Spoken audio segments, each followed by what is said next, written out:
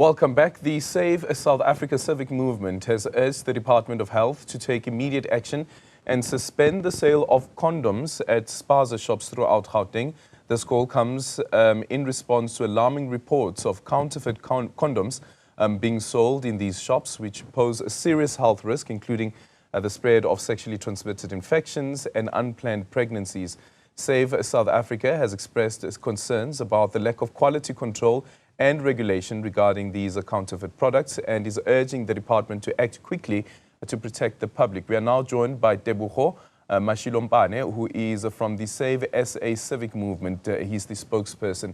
Tebogo, a very good morning to you. Thank you so much for making time for us. So following that exclusive report by the independent papers, what has the response been from the Department of Health, if you have interacted with them at all, outside of this notifying that indeed we have seen the report and we are investigating? But what other actions have you heard the department taking? Thank you so much, Aldrin, and good morning to all the viewers. Now, the department has taken a posture to say they will investigate the matter. So that is why we said, okay, as long as they'll investigate the matter, it's okay. But we have to do our civic duty in educating the society about the dangers that are there. But they already mentioned that they are going to investigate the matter. So we'll just wait and see how long it takes them. Yeah, and then explain to us why you're then making this call for the department to suspend the sale of these condoms. No, we're making this call because, remember, Aldrin, if the department will not do anything about this thing, it means more lives will be exposed to sexually transmitted diseases and unplanned pregnancies. And then we don't even know other Spaza shops that are selling that. But we know that almost every Spaza shop sells condoms. And then we don't even know if those condoms are tested. So just to remedy the situation currently is to say, stop selling the condoms. And then while the investigations are underway. And then after that, that's when now we can understand that everything is sorted.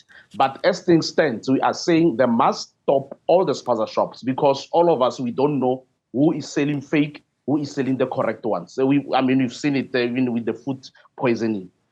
Yeah, and I guess it's almost like a catch-22 situation because on one end, we don't know the extent of how far these condoms have been supplied in terms of the number of tuck shops in the country. But then on the other end as well, it is during what we call the silly season.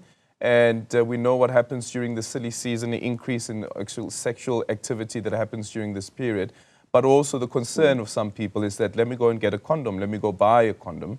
But then you don't know whether this condom has actually met the minimum standards by the Bureau of Standards. Yes. No, I agree with you on that. But I think as a society, we must trust the government condoms. I think there's this perception of saying government condoms because our government condoms are not protective, no quality. I can assure you, Mr. Aldrin, I'm not a spokesperson for Department of Health, but I'm saying those condoms are quality, they are tested, and we can trust that our government has done a good job when coming to issues of condoms. So our encouragement is that people must, in the meantime, go and get free condoms. In every area, there are clinics, there are health facilities. People can walk in, even at a place of entertainment, there are free condoms there. People can easily walk and grab a packet of condoms, which is 10 inside, and take that package and go. Instead of saying, no, now if you say I must not buy, then what must I do? We've got all the options. And let us forget about this mentality of saying government condoms are not good condoms because they're coming from government. Those are quality condoms. They are tested. They went through the test. So those ones we can trust. Yeah.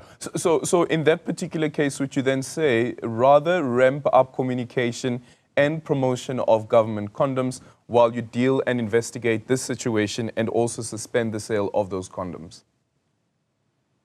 Yes, that's what we are saying. That's exactly what we are saying. Okay. So also considering that, according to this report by the independent papers, is that these condoms also have the South African Bureau of Standard marks, which we understand is also counterfeit. What does that then tell us about the ability of some business people, scrupulously so, being able to circumvent some of the standards that are required but being able to get the watermarks that are required to actually pass through and create the impression that these are quality products that you are buying? Elder, corruption in South Africa is rife, and we also assist as citizens to push this corruption, because some of the condoms are being imported from other countries and then they package them, and even if you can take maybe one condom there and check with that same brand, but if you look at the condoms are very different, to show you that how did they enter the country, the borders. We always cried about the issue of borders, to say close the borders, make sure that the borders are closed, but borders are porous. Anything can enter this particular country. And as you are saying, when somebody buys and go and say, I want this type of a condom, they give the person and then everything is there. I mean, you don't even have time to check if it's real or not. And that talks to us also as South Africans, to say we are actually encouraging this malfunctioning system, and we're encouraging the condom mafia, because now we say that because it's an industry on its own currently. Yeah. What's your biggest concern if this issue is not dealt with? The biggest concern is that after December, we'll be having a lot of people queuing to public hospitals seeking for assistance in terms of medication.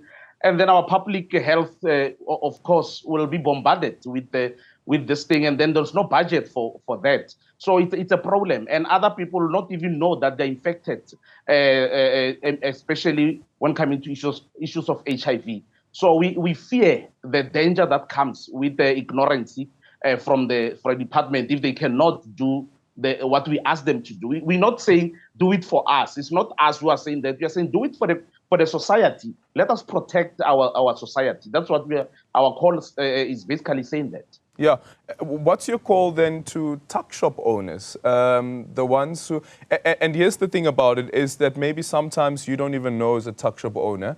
You've gone and you've bought these condoms in bulk and thought because of the price they come at a cheaper price.